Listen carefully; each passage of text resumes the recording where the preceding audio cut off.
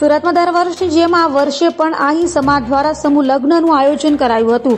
30મા समूह लग्नोत्सवમાં 255 યુગલોએ પ્રભુતામાં પગલાં માંડી સ્વચ્છતાના સંકલ્પ લીધા હતા। સુરત આહી સમાજ સેવા સમિતિ સુરત દ્વારા આજરોજ 30મો સમૂહ લગ્ન સમારોહ યોજાયો હતો।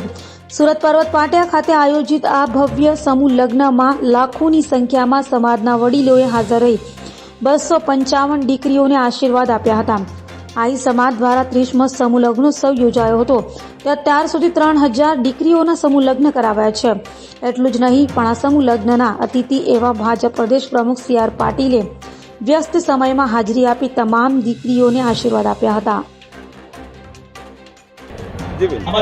जय द्वारकाधीश। हूँ Manisha Ahir hospital committee chairman. आज मैंने कहता गर्व थाय छे के आजे मारा आहिरना आंगणे अमारा आंगणे दिव्य अने भव्य आहिर समाज आयोजित 30मो समूह लग्न समारोह गोड़ादरा विस्तार में योजायो छे, जेमां 255 थी युगलो आ समारोह में जोड़ाई नवजीवननी शुरुआत करी छे।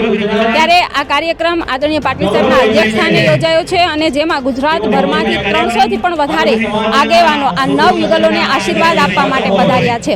त्यारे विशेष आनंद एटला माटे थशे કે આજની યુવા પેઢીમાં જે સમજણ છે, પોતે ડોક્ટર એન્જિનિયર હોવા છતાં પણ આ સમૂહ લગ્નમાં જોડાઈ સમાજનું મહત્વ જળવાઈ રહે, સમૂહ લગ્નનું મહત્વ જળવાઈ રહે તેવો મેસેજ આજની આ યુવા પેઢી આપી રહી છે, જેને હું વિશેષ અભિનંદન પાઠવું છું।